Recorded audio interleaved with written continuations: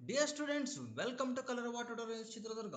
Students, ಈ ವಿಡಿಯೋದಲ್ಲಿ ನೀವು ಇವತ್ತು ಬರೆದು ಬಂದಿರತಕ್ಕಂತಹ 8ನೇ ತರಗತಿಯ ಕನ್ನಡ ಪರೀಕ್ಷೆಯ ಕೀ ಉತ್ತರಗಳನ್ನು ನೀಡ್ತಾ ಇದ್ದೀವಿ. ರಾಜ್ಯ ಮಟ್ಟದ ಪಬ್ಲಿಕ್ ಪರೀಕ್ಷೆ ಏನು ಬರೆದು ಬಂದರೆ ಇವತ್ತು ಅದಕ್ಕೆ ಕೀ ಉತ್ತರಗಳನ್ನು ನೀಡ್ತಾ ಇದ್ದೀವಿ. ಆ ಕೀ ಉತ್ತರಗಳನ್ನು ನೋಡಿ ನೀವು ಬರೆದಿರ್ತಕ್ಕಂಥ ಉತ್ತರ ಸರಿಯಾಗಿದೆಯಾ ಇಲ್ವಾ ಅಂತೇಳಿ ಚೆಕ್ ಮಾಡ್ಕೊಳ್ಳಿ ಅಂತ ಹೇಳ್ತಾ ಬನ್ನಿ ನೋಡೋಣ ಈ ಕೀ ಉತ್ತರಗಳನ್ನು. ಸ್ಟೂಡೆಂಟ್ಸ್, ಅದಕ್ಕೂ ಮುಂಚೆ ನೀವೇನಾದರೂ ಮೊದಲ ಬಾರಿಗೆ ನಮ್ಮ ಈ ವಿಡಿಯೋವನ್ನು ನೋಡ್ತಾ ಇದ್ರೆ ನಮ್ಮ ಚಾನಲ್ನ ಸಬ್ಸ್ಕ್ರೈಬ್ ಮಾಡ್ಕೊಳ್ಳಿ ಆದಷ್ಟು ಬೇಗ. ಜೊತೆಗೆ ನಿಮ್ಮ ಸ್ನೇಹಿತರಿಗೂ ಸಹ ವಿಡಿಯೋವನ್ನು ಶೇರ್ ಮಾಡಿ ಸಬ್ಸ್ಕ್ರೈಬ್ ಮಾಡ್ಕೊಳ್ಳಿಕ್ಕೆ ಹೇಳಿ. ಈ ವಿಡಿಯೋ ಇಷ್ಟ ಆದರೆ ನೀವು ಒಂದು ಲೈಕನ್ನು ಕೊಡಿ ಅಂತ ಹೇಳ್ತಾ ಬನ್ನಿ ನೋಡೋಣ ಕೀ ಉತ್ತರಗಳು ಹೇಗಿದೆ ಅಂತೇಳಿ. ಮೊದಲಿಗೆ ವಿದ್ಯಾರ್ಥಿಗಳೇ, ಇದು ನೀವು ಇವತ್ತು ಬರೆದು ಬಂದಿರತಕ್ಕಂತಹ ಒಂದು ಕನ್ನಡ ಪ್ರಶ್ನೆ ಪತ್ರಿಕೆ. ಇದರಲ್ಲಿ ನಾವೀಗ ಉತ್ತರಗಳನ್ನು ನೋಡ್ತಾ ಹೋಗೋಣ. ಹೂವಿನ ಗಿಡವಾಗಿದ್ದ ತಂಗಿ ಮನುಷ್ಯಳ ಅದಳು. ಈ ಒಂದು ವಾಕ್ಯದಲ್ಲಿ ಮನುಷ್ಯ ಎಂಬ ಪದವು ಅಂತ ಇದೆ. ಮನುಷ್ಯ ಎಂಬ ಪದ ಆಕ್ಚುಲಿ ಇಲ್ಲಿ ರೂಢನಾಮ ಅಂತಕ್ಕಂಥದ್ದು ಸರಿಯಾಗಿರ್ತಕ್ಕಂತಹ ಒಂದು ಉತ್ತರ ಆಗಿದೆ. ಶಂಕರಪ್ಪ ಅವರು ಮುಖ ಬಾಡಿಸಿಕೊಂಡು ಹಿಂತೆರಳಿದರು. ಈ ವಾಕ್ಯದಲ್ಲಿನ ಮುಖಾಪದದ ತದ್ಭವ ರೂಪ ತದ್ಭವ ರೂಪ ಮೊಗ ಅಂತಕ್ಕಂಥದ್ದು ಆಗಿದೆ. ಮುಂದಿನ ಪ್ರಶ್ನೆ, DVG ಅವರು ಬೆಂಗಳೂರನ್ನು ಕಂಡದ್ದು ರಸೂಲ್ ಖಾನ್ನ ದಯೆಯಿಂದ ಅಂತ ಇದೆ. ಈ ವಾಕ್ಯದಲ್ಲಿರುವ ದ್ವಿತೀಯ ವಿಭಕ್ತಿ ಅಂತ ಕೇಳಿದರೆ ಪ್ರಥಮವು ದ್ವಿತೀಯ ಅನ್ನು ಅಂತ ಇರೋದ್ರಿಂದ ಬೆಂಗಳೂರನ್ನು ಆಪ್ಷನ್ ಎ ಬೆಂಗಳೂರನ್ನು ಅನ್ನೋದು ಸರಿಯಾಗಿರ್ತಕ್ಕಂತಹ ಉತ್ತರ ಆಗಿದೆ. ಕೈಯೊಳಗಿನ ಬೆತ್ತವನ್ನು ಸಳನಡೆಗೆ ಚಾಚಿ ಹೊಯ್ಸಳ ಎಂದು ಆದೇಶವಿತ್ತರು. ಈ ವಾಕ್ಯದಲ್ಲಿರುವ ಲೋಪಸಂಧಿ. ಇಲ್ಲಿ ಕೈಯೊಳಗಿನ ಇದು ಯಕಾರಾಗಮ ಸಂಧಿ ಬರುತ್ತೆ, ಬೆತ್ತವನ್ನು ವಕಾರಾಗಮ ಸಂಧಿ ಬರುತ್ತೆ, ಆದೇಶವಿತ್ತರು ವಕಾರಾಗಮ ಸಂಧಿ ಬರುತ್ತೆ. ಸಳನಡೆಗೆ ಅಂತಕ್ಕಂಥದ್ದು ಮಾತ್ರ ಕರೆಕ್ಟಾಗಿ ಬರ್ತದೆ. ಸಳನ ಪ್ಲಸ್ ಎಡೆಗೆ, ಇಲ್ಲಿ ಆಕಾರ ಪ್ಲಸ್ ಏಕಾರ ಬರ್ತದೆ. ಆಕಾರ ಲೋಪವಾಗಿ ಎ ಮಾತ್ರ ಉಳಿದಿದೆ. ಹಾಗಾಗಿ ಆಪ್ಷನ್ ಸಿ ಅಂತಕ್ಕಂಥದ್ದು ಲೋಪಸಂಧಿ ಆಗಿದೆ. ಮುಂದಿನ ಪ್ರಶ್ನೆ ನೋಡೋಣ. ಜೀವನ ರಸದ ಪಾಕದಂತೆ ಸರಸ ವಿರಸವನ್ನೆಲ್ಲ ಅಪ್ಪು ಕೈದು ಬಾಳುವರು ಅಂತ ಇದೆ. ಇಲ್ಲಿ ಜೋಡು ನುಡಿ ಅಂತ ಕೇಳಿದರೆ ಆಕ್ಚುಲಿ ಸರಸ ವಿರಸ ಅಂತಕ್ಕಂಥದ್ದು ಜೋಡು ನುಡಿ ಆಗ್ತದೆ. ಮುಂದಿನ ಪ್ರಶ್ನೆ ಬಂದು, ನೃಗ್ರೋಧ ಬೀಜಂ ಕೆಲಂ ಸಿಡಿದು ಪೆರ್ಮರರಾಗದೆ ಅಂತಕ್ಕಂಥದ್ದಿದೆ. ಒಂದು ಬೀಜ ಸಿಡಿದು ದೊಡ್ಡ ಮರ ಆಗದೆ ಅಂತ. ಪೆರ್ಮರ ಅಂತಂದ್ರೆ ಆಕ್ಚುಲಿ ಹೆಮ್ಮರ ಅಂತ ಅರ್ಥ. ಇದು ಹೆಮ್ಮರ ಅಂತೇಳಿ ಹಿರಿದು ಪ್ಲಸ್ ಮರ ಅಂದ್ರೆ ಪಿರಿದು ಪ್ಲಸ್ ಮರ ಅಂತ ನಾವು ಬಿಡಿಸ್ತೀವಿ. ಹಳೆಗನ್ನಡದಲ್ಲಿ ಬಿಡಿಸ್ಬೇಕಾದ್ರೆ ಪಿರಿದು ಪ್ಲಸ್ ಮರ ಅಂತ ಬಿಡಿಸ್ತೀವಿ. ಹಾಗಾಗಿ ಇದು ಕರ್ಮಧಾರಯ ಸಮಾಸಕ್ಕೆ ಬರ್ತಕ್ಕಂಥದ್ದು. ಇದು ಆಪ್ಷನ್ ಬಿ ಅಂತಕ್ಕಂಥದ್ದು ಸರಿಯಾದಂತಹ ಉತ್ತರ. ಗುಂಡಣ್ಣ ತುಂಬ ಚುರುಕಾದ ಹುಡುಗ, ಅವನು ಮುಂದೆ ಓದಲೇಬೇಕು. ಈ ವಾಕ್ಯದಲ್ಲಿ ಪ್ರಯೋಗಿಸಿರುವ ಲೇಖನ ಚಿಹ್ನೆ. ಇಲ್ಲಿ ಲೇಖನ ಚಿಹ್ನೆ, ಇಲ್ಲಿ ಉದ್ಧರಣ ಚಿಹ್ನೆಯನ್ನು ಬಳಸಿದರೆ ಮೇಲ್ಗಡೆ ಎರಡೂ ಸಹ ಕಾಮ ಇದೆಯಲ್ಲ, ಅದು ಉದ್ಧರಣ ಚಿಹ್ನೆಯನ್ನು ಬಳಸಿದರೆ. ಹಾಗಾಗಿ ಆಪ್ಷನ್ ಸಿ ಅಂತಕ್ಕಂಥದ್ದು ಸರಿಯಾದಂಥ ಉತ್ತರ. ನಾಡಿಗಾಗಿ ತನುವ ತೆತ್ತ ಹುತಾತ್ಮರ ಸ್ಮರಣೆಯಲ್ಲಿ. ಈ ವಾಕ್ಯದಲ್ಲಿರುವ ಹುತಾತ್ಮ ಪದದ ಅರ್ಥ ಅಂತ ಕೇಳಿದರೆ, ಹುತಾತ್ಮ ಅಂದರೆ ಹುತ್ತದಲ್ಲಿರುವವರು ಅಲ್ಲ, ನಾಡಿಗಾಗಿ ದೇಹ ಹೊಂದಿದವನಲ್ಲ, ಸ್ಮರಣೆ ಹೊಂದಿದವನಲ್ಲ, ದೇಶಕ್ಕಾಗಿ ಪ್ರಾಣ ತೆತ್ತವನು ಅಂತಕ್ಕಂಥದ್ದು ಸರಿಯಾದಂತಹ ಉತ್ತರ ಆಗಿದೆ. ಮುಂದಿನ ಪ್ರಶ್ನೆ ನೋಡೋಣ. 9, ಗಾಯತ್ರಿ ಗಾಯನ ಸ್ಪರ್ಧೆಯಲ್ಲಿ ಗೆದ್ದಳಾದರೂ ಅವಳಿಗೆ ಬಹುಮಾನ ಸ್ವೀಕರಿಸಲು ಸಾಧ್ಯವಾಗದಿದ್ದಾಗ ಆಕೆ ತುಂಬಾ ನೊಂದುಕೊಂಡಳು. ಈ ವಾಕ್ಯದ ಪ್ರಕಾರ ಮಿಶ್ರ ವಾಕ್ಯ ಅಂತಕ್ಕಂಥದ್ದು ಸರಿಯಾದಂತಹ ಉತ್ತರ ಆಗಿದೆ. ನೆಕ್ಸ್ಟ್ ಮುಂದಿನ ಪ್ರಶ್ನೆಯನ್ನು ನೋಡೋಣ.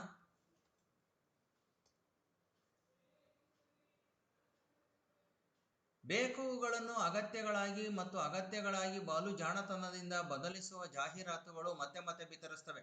ಇದರಲ್ಲಿ ಇದನ್ನು ಜಾಹೀರಾತುಗಳ ಮುಖ್ಯ ಉದ್ದೇಶ ಏನಪ್ಪಾ ಅಂದ್ರೆ ಕೊನೆಗೆ ಎಲ್ಲವೂ ನಿಮ್ಮನ್ನು ಕೊಳ್ಳುವಂತೆ ಪ್ರೇರೇಪಿಸ್ತಕ್ಕಂಥದ್ದೇ ಅದು. ಹಾಗಾಗಿ ಆಪ್ಷನ್ ಡಿ ಅಂತಕ್ಕಂಥದ್ದು ಸರಿಯಾಗಿರ್ತಕ್ಕಂಥ ಒಂದು ಉತ್ತರ ಆಗಿದೆ. ಮುಂದಿನ ಪ್ರಶ್ನೆ ನೋಡೋಣ. ರಾಜ ಸನ್ಯಾಸಿಯಾದನು. ಸತಿಯ ನೋಡುವ ಸಂಪ್ರದಾಯಕ್ಕೆ ಯಶೋಧರ ಪೂರ್ವದಲ್ಲಿ ಗಾರ್ಗಿ ಸನ್ಯಾಸದಲ್ಲಿ ತನ್ನ ಪತಿಯೊಡನೆ ಕಾನಕಕ್ಕೆ ಕೇಳಿದನು. ನಾನಂತೆಯೇ ಸನ್ಯಾಸವನ್ನು ಕೊಂಡು ಪತಿಯೆಡೆಗೆ ಸಾರಿದರೆ. ನಾನು ಸನ್ಯಾಸವನ್ನು ತಗೋಬೇಕು ಅಂತ ಯಶೋಧರ ಹೇಳ್ತಾ ಇದ್ದಾಳೆ. ಹಾಗಾಗಿ ಸನ್ಯಾಸವನ್ನು ಸ್ವೀಕರಿಸುವೆನೆಂದು ಹೇಳಿದ್ದು ಯಶೋಧರೆ. ಆಪ್ಷನ್ ಸಿ ಅನ್ನೋದು ಇಲ್ಲಿ ಸರಿಯಾಗಿರ್ತಕ್ಕಂಥ ಉತ್ತರ ಆಗಿದೆ. ಮುಂದಿನ ಪ್ರಶ್ನೆ, ಬೇಸಿಗೆಯಲ್ಲಿ ನಮ್ಮಮ್ಮ ಮಳೆಗಾಲದ ದಿನಗಳಲ್ಲಿ ಇದನ್ನ ಮಾಡ್ತಾ ಇದ್ರು. ಇಲ್ಲಿ ಕೇಳಿರೋದು ಊಟದಲ್ಲಿ ಸೊಪ್ಪು ಬಳಕೆಯ ಕಾರಣ ಅಂತ ಕೇಳಿದ್ದಾರೆ. ನೋಡ್ರಿ, ಔಷಧೀಯ ಗುಣಗಳ ಸೊಪ್ಪನ್ನು ಬೇಯಿಸಿ, ಕೆಲವು ಔಷಧೀಯ ಗುಣಗಳ ಸೊಪ್ಪನ್ನು ಬೇಯಿಸೋದ್ರಿಂದ ಅದನ್ನು ಬಳಸ್ತಕ್ಕಂಥದ್ದು ಔಷಧೀಯ ಗುಣ ಇರುವುದರಿಂದ ಅಂತಕ್ಕಂಥದ್ದು ಸರಿಯಾಗಿರ್ತಕ್ಕಂಥ ಉತ್ತರ ಆಪ್ಷನ್ ಎ ಆಗಿದೆ. ಮುಂದಿನ ಪ್ರಶ್ನೆ, ತನ್ನ ಮರೆಯ ಕಂಪನರಿಯದೆ ಹೊರಗೆ ಹುಡುಕುವ ಮೃಗದ ಸೇಡು ನಮ್ಮ ಪಾಡು ಪರರ ನುಡಿಗೆ ಮಿಡುಕುವ. ನಮ್ಮ ಪಾಡು ಏನಪ್ಪಾ ಅಂದ್ರೆ ಪರರ ನುಡಿಗೆ ಮಿಡುಕುವುದು. ಈ ಸಾಲುಗಳ ಆಶಯ ಅದನ್ನೇ ಕೇಳಿದರೆ ಬೇರೆಯವರ ಮಾತಿಗೆ ಮಿಡಿಯುವುದು ಅಂತಕ್ಕಂಥದ್ದು ಈ ಸಾಲಿನ ಅರ್ಥ ಆಗ್ತದೆ. ಮುಂದಿನ ಪ್ರಶ್ನೆ ನೋಡೋಣ.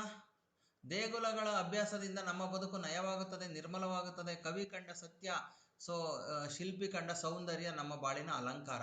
ಸೊ ನಮ್ಮ ಬಾಳಿಗೆ ಅಲಂಕಾರಗಳು ಯಾವುದಪ್ಪ ಅಂದರೆ ಸತ್ಯ ಮತ್ತು ಸೌಂದರ್ಯಗಳು. ಹಾಗಾಗಿ ಆಪ್ಷನ್ ಬಿ ಅಂತಕ್ಕಂಥದ್ದು ಸರಿಯಾದಂತಹ ಉತ್ತರ ಆಗಿದೆ. ಮುಂದಿನ ಪ್ರಶ್ನೆಯನ್ನು ನೋಡೋಣ. ಜಾತಿ ಮತ ಭೇದಗಳ ಕಂದಕವು, ಇದರಲ್ಲಿ ನಮ್ಮ ಸುತ್ತಲಿರುವ ಕಂದಕಗಳು ಯಾವುದು ಅಂತ ಕೇಳಿದರೆ ಜಾತಿ ಮತ ಭೇದಗಳೇ ಕಂದಕವು ನಮ್ಮ ಸುತ್ತಲೂ ಸಹ ಇದೆ. ಹಾಗಾಗಿ ಜಾತಿ ಮತ ಭೇದಗಳು ನಮ್ಮ ಸುತ್ತಲೂ ಇರತಕ್ಕಂತಹ ಕಂದಕಗಳು ಆಗಿದ್ದಾವೆ. ಮುಂದಿನ ಪ್ರಶ್ನೆ, ನನ್ನ ದೇಹದ ಬೂದಿಯೆಲ್ಲ ಹೊಳೆಯಲ್ಲಿ. ವಿದ್ಯಾರ್ಥಿಗಳ ನಾನು ಇಂದಿನ ಒಂದು ಪ್ರಶ್ನೆ ಪತ್ರಿಕೆಯಲ್ಲಿ ಕೊಟ್ಟಾಗ ಇದೇ ಒಂದು ಇದಿತ್ತು. ಸೊ ದೇಹದ ಬೂದಿಯ ತಿಂದು ಮೀನು ಪುಷ್ಟವಾದಾಗ ನಮ್ಮ ಒಂದು ಇದು ಧನ್ಯವಾಗ್ತದೆ ಅಂತೇಳಿ. ನನ್ನ ದೇಹದ ಬೂದಿ ಹೊಳೆಯಲ್ಲಿ ಹರಿಯಬಿಡಿ ತಿಳಿಯಲಿ. ಹುಟ್ಟು ಸಾವು ಧನ್ಯವಾಗುವುದು ಯಾವಾಗಲಪ್ಪ ಅಂತಂದರೆ ದೇಹ ಬೂದಿಯಾಗಿ, ದೇಹದ ಬೂದಿ ಮೀನು ತಿಂದು.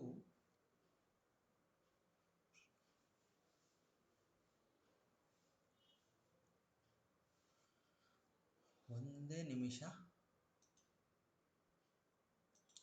ಎಸ್, ಮುಂದಿನ ಪ್ರಶ್ನೆಯನ್ನು ನೋಡೋಣ. ಈ ಕೊಟ್ಟಿರುವ ಗದ್ಯ ಭಾಗಗಳನ್ನು ಓದಿಕೊಂಡು ಆಯಾ ಗದ್ಯದ ಕೆಳಗೆ ನೀಡಿರುವ ಪ್ರಶ್ನೆಗಳಿಗೆ ಉತ್ತರವನ್ನು ನೀಡಿ ಅಂತ ಕೇಳಿದರೆ, ತಂಗಿ ಅಕ್ಕನನ್ನು ಕರೆದು ನೋಡಕ್ಕ ನಾನಲ್ಲಿ ದೇವರದನ ಮಾಡಿ ಕುಳಿತುಕೊಳ್ತೇನೆ ಅಂತ ಹೇಳಿದ್ದಾಳೆ. ಸೊ ಹಾಗಾಗಿ ಇಲ್ಲಿ ತಂಗಿ ಹೂವಿನ ಗಿಡವಾಗಿದ್ದು ಹೇಗೆ ಅಂತ ಇದೆ. ಸೊ ಹೂವಿನ ಗಿಡವಾಗಿದ್ದು ಹೇಗೆ ಅಂದರೆ ಅವಳ ಮೈ ಮೇಲೆ ನೀರು ಸುರಿದಾಗ ಅಂತ ಬರಿಬೇಕಾಗಿ ನೀವು. ಅವಳ ಮೈ ಮೇಲೆ ನೀರು ಸುರಿದಾಗ ಅಂತಕ್ಕಂಥದ್ದು ಸರಿಯಾದಂತಹ ಉತ್ತರ ಆಗ್ತದೆ. ಸೊ ನೆಕ್ಸ್ಟು ಮುಂದಿನ ಒಂದು ಇದನ್ನು ನೋಡೋಣ. ಆಕಾಶಕ್ಕೆದ್ದು ನಿಂತ ಪರ್ವತದ ಹಿಮ ಮೌನದಲ್ಲಿ ಅಂತಕ್ಕಂತಹ ಇದರಲ್ಲಿ ನದಿಗಳು ಹೇಗೆ ಹರಿಯುತ್ತವೆ ಅಂತ ಪ್ರಶ್ನೆ ಇದೆ. ಬಯಲ ತುಂಬ ಹಸಿರ ದೀಪ ಹಚ್ಚಿ ಹರಿಯುವ ನದಿಗಳಲ್ಲಿ ಅಂದರೆ ಕರಾವಳಿಗೆ ಮುತ್ತ ನೀಡುವ ಪೆರ್ದರೆಗಳ ಗಾನದಲ್ಲಿ ಬಯಲ ತುಂಬ ಹಸಿರ ದೀಪ ಹಚ್ಚಿ ಹರಿಯುವ ನದಿಗಳಲ್ಲಿ. ನೋಡ್ರಿ, ಬಯಲಿನ ತುಂಬ ಹಸಿರು ದೀಪಗಳನ್ನು ಹಚ್ಚಿ ನದಿಗಳು ಹರಿತವೆ.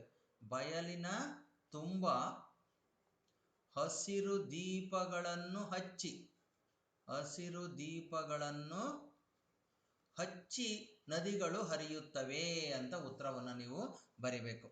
ಸೊ ಮುಂದಿನ ಪ್ರಶ್ನೆ, ಯುವಕ ಹೇಳುತ್ತಿದ್ದ, ನಾನು ಪಾಠ ಹೇಳುವ ಮೊದಲು ಮಾಡಿ 6 ತಿಂಗಳು ಸಂದಿದ್ದವು. ಹುಡುಗಿಯರಿಬ್ಬರು ಚೆನ್ನಾಗಿ ಪಾಠ ಕಲಿಯುತ್ತಿದ್ದರು, ಆದರೆ ಶಾಂತಿ ಎಷ್ಟು ಚುರುಕಾಗಿ ಸೀತೆ ಕಲಿಯುತ್ತಿಲ್ಲ. ಇಲ್ಲಿ ಯುವಕನ ಮನಸ್ಸು ಶಾಂತಿಯ ಕಡೆಗೆ ಆಕರ್ಷಿಸಲು ಕಾರಣವಾದ ಅಂಶಗಳ್ಯಾವುವು ಅಂತ ಇದೆ. ಶಾಂತಿಯ ಸೌಂದರ್ಯವನ್ನು ಅರಿಸಿದ್ದ ದುಃಖ, ವಿದ್ಯೆಗಳಲ್ಲಿ ಅವಳಿಗಿದ್ದ ಅಭಿರುಚಿ, ಇವೆಲ್ಲವೂ ಸಹ ಅವಳನ್ನು ಅವಳ ಕಡೆಗೆ ಸೆಳೆಯುವಂತಾಯಿತು. ಶಾಂತಿಯ ಸೌಂದರ್ಯ ಒಂದು, ಸೌಂದರ್ಯವನ್ನು ಆವರಿಸಿದ್ದ ದುಃಖ, ವಿದ್ಯೆಗಳಲ್ಲಿ ಅವಳಿಗಿದ್ದ ಅಭಿರುಚಿ, ಮಿತವಾದ ಮಾತು, ಇವಿಷ್ಟೂ ಸಹ ಯುವಕನ ಮನಸ್ಸು ಶಾಂತಿಯೆಡೆಗೆ ಆಕರ್ಷಿಸಲಾಗಲು ಕಾರಣವಾದ ಅಂಶಗಳು. ಇವಿಷ್ಟನ್ನು ಸಹ ಬರಿಬೇಕು. ನೆಕ್ಸ್ಟ್ ಮುಂದಿನ ಪ್ರಶ್ನೆ, ಸರಿ ಯಾವುದು ತಪ್ಪು ಯಾವುದೆಂದು ನಿರ್ಣಯ ಮಾಡುವುದು ಸುಲಭವಲ್ಲ. ನಿನ್ನ ರಹಸ್ಯ ಒಂದನ್ನು ಮರೆ ಮಾಡಬೇಕೆಂದು ಯಾವ ಕಾರ್ಯಕ್ಕೂ ಕೈ ಹಾಕಬೇಡ. ತೆರೆಮರೆಯಲ್ಲಿ ಕೆಲಸ ಮಾಡಬೇಕೆಂದು ನಿನಗೆ ಅನಿಸಿದರೆ ಭಯವಿದೆ ಎಂದರ್ಥ. ಈ ಗದ್ಯದಲ್ಲಿ ಹೇಳಿದಂತೆ ಯಾವ ಅನಿಸಿಕೆ ಭಯಕ್ಕೆ ಕಾರಣವಾಗ್ತದಪ್ಪ ಅಂತಂದರೆ, ತೆರೆಮರೆಯಲ್ಲಿ ಕೆಲಸ ಮಾಡಬೇಕೆಂದು ಅನಿಸಿದರೆ ಮಾತ್ರ ಭಯವಾಗುತ್ತೆ, ಭಯಕ್ಕೆ ಕಾರಣ ಆಗ್ತದೆ ಅಂತಕ್ಕಂಥದ್ದು.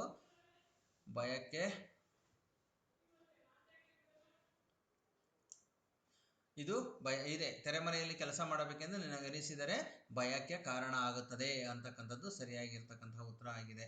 ಸೊ ಇನ್ನು 2 ಅಂಕದ ಪ್ರಶ್ನೆಗಳಿಗೆ ಸ್ವಲ್ಪ ಹೆಚ್ಚಿನ ಉತ್ತರಗಳನ್ನು ನಾನು ರೆಡಿ ಮಾಡಬೇಕು. ಸೊ ರೆಡಿ ಮಾಡಿ ನಿಮಗೆ ಭಾಗ 2ನೇ ವಿಡಿಯೋದಲ್ಲಿ ನಾನು ನಿಮಗೆ ಕಳಿಸ್ಕೊಡ್ತೀನಿ. ಅಲ್ಲಿವರೆಗೂ ಈ ಭಾಗ 1ರಲ್ಲಿ ಇರ್ತಕ್ಕಂಥ ಈ ಉತ್ತರಗಳನ್ನು ನೋಡ್ತಾ ಇರಿ ಅಂತ ಹೇಳ್ತಾ ಈ ವಿಡಿಯೋವನ್ನು ಇಲ್ಲಿಗೆ ಮುಗಿಸ್ತಾ ಇದ್ದೀನಿ. ಮುಂದಿನ ವಿಡಿಯೋದೊಂದಿಗೆ ಭೇಟಿಯಾಗೋಣ. ಈ ಒಂದು ವಿಡಿಯೋಗಳನ್ನು ನಿಮ್ಮ ಸ್ನೇಹಿತರಿಗೂ ಸಹ ಶೇರ್ ಮಾಡ್ಕೊಳ್ರಿ ಅಂತ ಹೇಳ್ತಾ ಈ ವಿಡಿಯೋವನ್ನು ಇಲ್ಲಿಗೆ ಮುಗಿಸ್ತಾ ಇದ್ದೀನಿ. ಧನ್ಯವಾದಗಳು.